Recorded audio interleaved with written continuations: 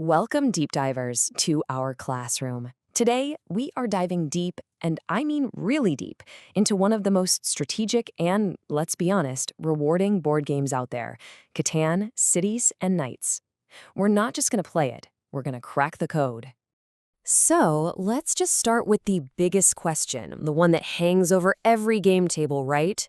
Is this whole thing just a game of lucky dice rolls, or is there a way you can actually control your own destiny? Well, I'm here to tell you that there is absolutely a system, a repeatable, high-percentage strategy that top players use to win consistently. And that's our entire goal today. We're going to move you from just playing turns and reacting to whatever happens to actually executing a plan.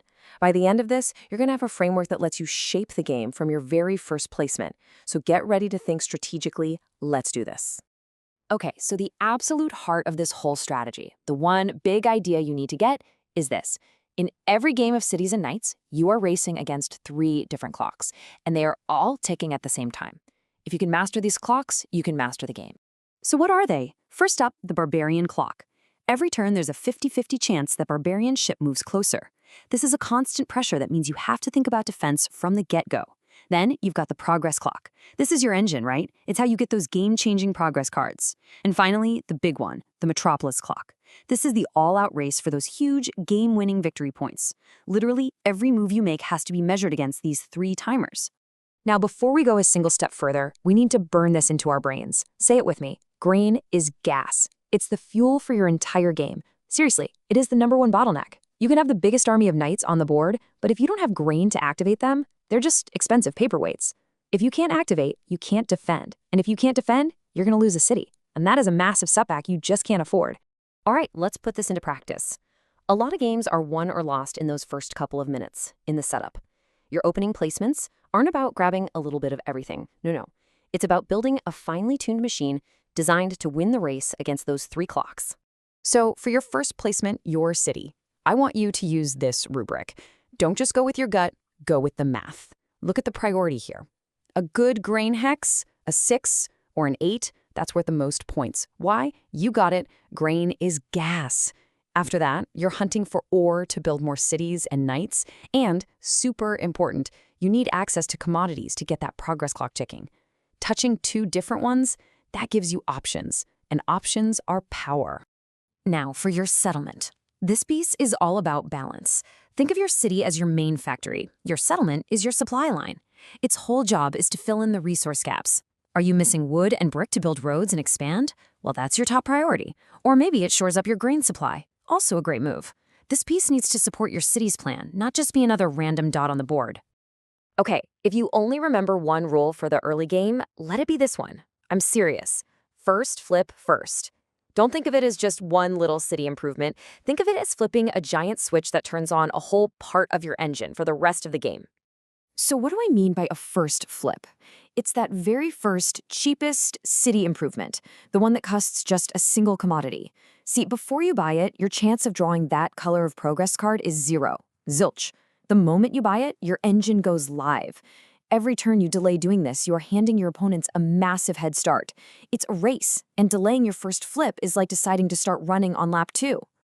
Okay, let's shift gears into the mid-game. You've got your engine running, so now it's all about managing your knight economy. And I want you to stop thinking of knights as just defensive pieces. They are so much more. They're a flexible, powerful asset for offense, for disruption, and for total dominance. And that brings us to our next big mindset shift. Defend, draw, dominate. That barbarian attack, it's not a disaster you just have to survive. You need to start seeing it as an opportunity. It's a chance to draw a free victory point by being the defender of Catan, and it resets the board, which lets you dominate the next phase if you've managed your resources well.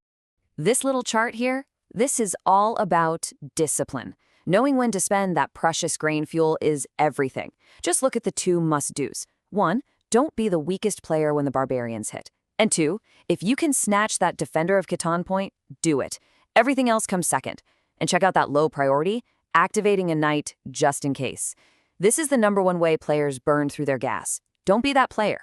Hold your grain. Okay, let's talk trades. When you ask the table, does anyone have grain? You're screaming desperation. You've just given away all your negotiating power. A strategist never does that.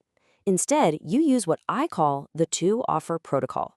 You give them two options, a high-value trade for them right now, or a fair trade later. See what that does? It puts all the pressure back on them. It forces them to make a choice. It's a total power move. All right, we have navigated the tricky mid-game, and now the finish line is coming into view. This is when that metropolis clock starts ticking really, really loud, and you have to make a huge decision that's going to shape your entire path to victory. So here it is, the big choice. The metropolis race is totally binary. You either go all in to be the very first player to hit level 5 on a track, which permanently locks that metropolis for you, or you consciously decide to ignore it. You let someone else win that race, and you pivot. You find your victory point somewhere else. The worst thing you can do is get caught in the middle. Trying to do both is a surefire way to lose. And this just lays it all out, doesn't it? It shows how all these little pieces fit together into one big flowing strategy. Your setup fuels your first flip. That engine powers you through the first barbarian landing. That then slingshots you into the metropolis race, where you make that crucial lock or ignore call. And then finally, it's the end game scramble, turning every last resource you have into those final points to seal the deal. Whew, okay, we have covered a ton of ground. So let's boil it all down into your new strategic playbook. These are the core ideas you can take with you into your very next game and see a huge difference right away. Here it is, your cheat sheet. First, always be thinking about those 3 clocks. Second, get that first flip done, fast. Third, grain is gas, guard it with your life. Fourth, negotiate from a position of power using the two-offer protocol. Fifth, make a clear decision, lock or ignore the metropolis, don't waffle. And finally, always remember that winning mindset. Defend to survive, draw to improve, and dominate to win. So, I'll leave you with this final thought. You've got the system now. The next time you sit down at the table, what is the one principle from today that you're going to focus on first? Is it going to be your setup rubric, your first flip, first timing, your grain discipline? Pick one, really focus on it, and I promise you'll be on your way to dominating the board. Thanks for joining me in the Classroom Deep Divers. Now go execute the plan.